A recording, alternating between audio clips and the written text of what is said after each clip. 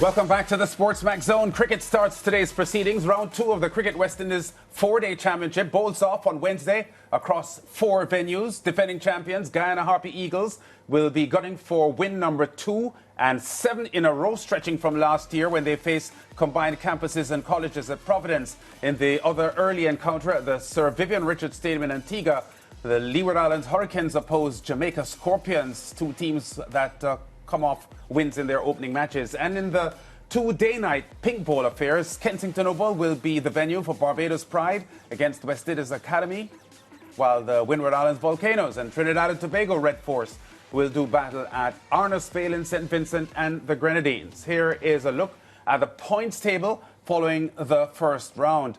The top 3 spots being held by the Guyana Harpy Eagles, T&T Red Force and the Scorpions with 23.2, 22.6 and 22.4 points. The Leewards also with 22.4 points. They were all winners, of course, in the opening round. Barbados Pride, Windward Islands Volcanoes, West Indies Academy and the CCC in the bottom half of the table. Some teams have made changes to their squad ahead of round 2. The Pride welcomed the return of West Indies captain Craig Brathwaite and spinner Jamel Warrican, fresh from their test duties in Pakistan.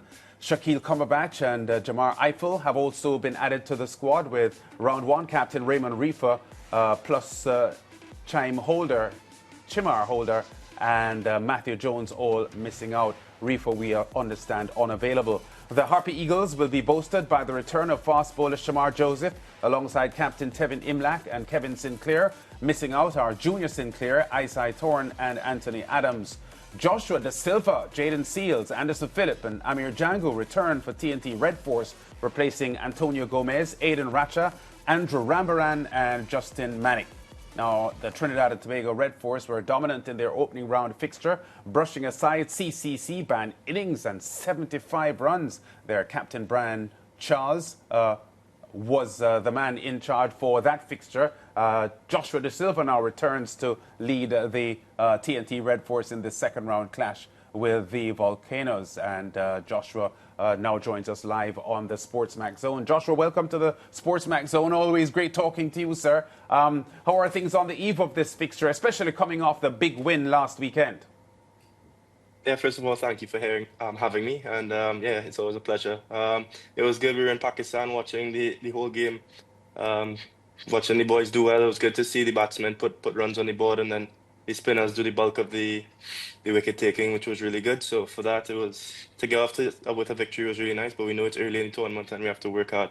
Yeah, were you always scheduled to play in this fixture, Josh? Because I know sometimes coming from these long tours, some players would offer to have a bit of a break before they return. Yeah, the option was given, but I didn't play much in Pakistan, so I thought it was important that I get right back into it. I had 1 day home and then flew right out the next day. But I mean, that's the job that we're in, and that's what we signed up for. I came in to hopefully help Trinidad and Tobago get some wins under our belt again. Yeah, your long-standing coach, David Furlong, suddenly stepped aside as the coach last weekend, Josh. How might this impact the team? I know Riyad Emirates has been around for a long time, and he is so recently retired that I would suggest that he has actually played with some of the players who are currently in the team. Do you see that as any sort of a dislocation to the team's progress? No, not at all. Coach David, he's done a lot for us. I think he put us in a very good place with Riyad. So it's really good for us, and I think having his knowledge and his wealth of experience is going to go a long way for us having a chance at claiming this title again after 20 years. So, but no, Coach David did his job, and he really helped us for the years that he was with us. Yeah, and speaking about claiming the title, you know, it's been a while since Trinidad and Tobago has claimed that title, Josh. What would it mean to you and the rest of the team to walk away with that title? And we speak about it every day. For us, it's just about, we're not thinking about the end result. Obviously, we would love to lift the title at the end of the season, but we still have to win this game against Windwards and continue winning. It's not an easy title to get. Four-day cricket is definitely not easy. So for us, it's about doing the right things, doing the basics, sticking as a team, and being happy for one another. I think that's the key to our success. Yes, there's such an important point, being happy for one another. And two players that you really have to be happy for would have been Jed Gooley and, of course, Jason Mohammed picking up centuries. One of the things when we talk on this show, we always use that word, right, Josh? Consistency, because sometimes, you know, our batsmen, and it goes, I would say it goes for the women's game as well as the men's game, West Indies cricket, junior cricket, all of it. You know, you see glimpse of hope and potential from players, but you don't get those consistent performances. How important, and has this been a discussion within the T&T dressing room, that, you know, the players that are stepping up, they be consistent? Yeah, for sure. I think it's happening in every dressing room in the Caribbean. It happens at the West Indies level. It happens at first class level. I've had many discussions with myself in a mirror saying how I need to be more consistent and get more scores regularly. The only currency in this game is runs on wickets. So it doesn't matter what you're doing if you're not getting runs on wickets. It's always going to be a tough to stay in. So yeah, you just have to get the runs and get the wickets. And Jason and Jed were fantastic in doing that. And I don't have a doubt that both of them will continue their form. Yeah, and a quick comment on the bowlers now. Yannick Carrier leading from the front. And not to forget Carey Pay and that 7 wickets that he picked up. I mean, really good stuff on both ends.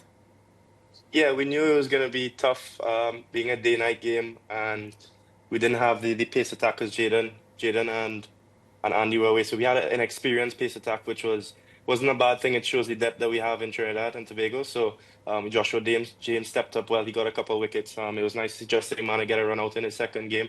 There was Aidan Ratcher who didn't feature, but he's a good young prospect. But it really showed the class of our spinners and Brian Charles, Carey Pay, Yannick Cryer, they all led a hand in the victory. And also Jed Gooley came in and got a wicket. So it just shows that we have a lot of depth in that aspect as well. Yeah, winning performances from all sides. Now, you're currently at training, Red Force, doing some afternoon sessions because, you know, you're playing the day-night matches. What's on the cards for today? What are y'all doing today in training? I'm actually watching the boys play some handball right now. I'm missing out on some fun, but that's all right. No, we're gonna have an easy session today. Do some batting, some bowling, some fielding under the lights. Get accustomed to it again. We know we just came off it, but day-night cricket is a different kettle of fish, especially in the Caribbean. We don't play much of it, so as much as feeling as possible we can get under the lights is better. Yeah. Yeah, and Josh, I know you said that while you were on tour, you were watching a lot of the fixture that the T&T Red Force had in the opening match. Not sure how much you would have seen of the Windwards Volcanoes because you've got to plan for them, of course. Their off-spinner Kenneth Denver had a 5-for against the Jamaica Scorpions in the second innings. I know Jeremy Solazana, who you know well as a T&T man, is in their squad as a top-order batsman. How do you see the Volcanoes as an opposition, and how are you planning for them? Yeah, we watched a fair bit of it as well because we had Alec and Kavim next to us at the dinner table, so they had it on. At times, Jaden had his phone, his iPad, and his laptop looking at every game possible that he could have watched. He's a cricket junkie, he doesn't stop looking at cricket. So, but no, we plan as much as we can. Video footage isn't it's not easy to come by in first class cricket. We don't have an analyst with us, so it's important that we just use the memories that we have throughout the years and yeah, plan as best as we can. Yeah, well, you touched on it earlier on in your opening statement, Josh, but the issue of T&T failing to win a red ball title since, I think, 2005, making it 20 years. What, from your assessment as a student of the game, would be the reason for that? Because you've had white ball titles, many of them, in fact, but no red ball titles. Is there something that you could identify that would be the reason for that? We've been very successful, as you said, in the white ball format. We've had the Pollards, the Bravos, the Sunil Narains, who's helped tremendously in that. Just recently, we got a title a few years ago, and for us, it was mostly about just trying to transfer that form from white ball cricket into red ball. There's a few different players in each format, but the bulk of it is from the contracted players. I don't think there's one thing we can pinpoint. I think it's a few things that we could improve on. We weren't consistent with the we would have good scores than we wouldn't. The bowlers always pretty much did a very good job. But I think the batsmen, once we can bat well majority of the time, I think the title could be ours. Yeah, I know that your T&T Premiership season started last weekend. Is that a 2-day or a 3-day tournament? But it's red ball, isn't it? Yes, it's red ball and it's 2-day. Okay, and I see Evan Lewis, who is a white ball specialist, getting a lot of runs in the opening weekend. I know coaches of West Indies Test teams have sort of hinted at trying to get some of the more talented white ball specialists into the Test setup. Were you surprised with Evan Lewis's big knock over the weekend in the T&T Premiership? No surprise. I think he's a caliber way above the rest, and when it comes to batting in Trinidad, I think he knows it like the back of his hand, and he's just a class player. I think he could score 100 with his eyes closed. So yeah, no, definitely no surprise there. Yeah, and Josh, based on your acumen, you appear to be a strong leader. How much do you think you can impact this T&T Red Force team as you bid for the championship title? It's a collective effort. I think captaincy is just a name. Trying to lead the guys as much as I can. Yeah, I think everybody helps me. You have Brian, who's vice captain now. Carrie Pears, captain before.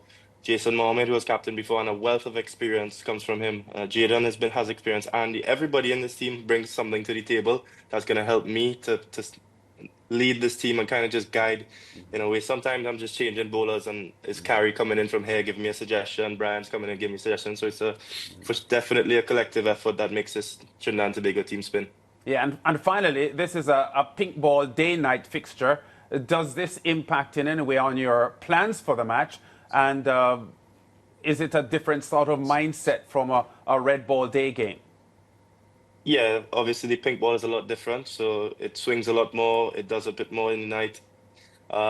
It's normally pace generated, but we saw in the last game against CCC that it wasn't. It was more spin dominated on both sides. So there's a lot of thinking, and I have a very big headache to talk with Coach Riyad about the 11 tomorrow. Yeah.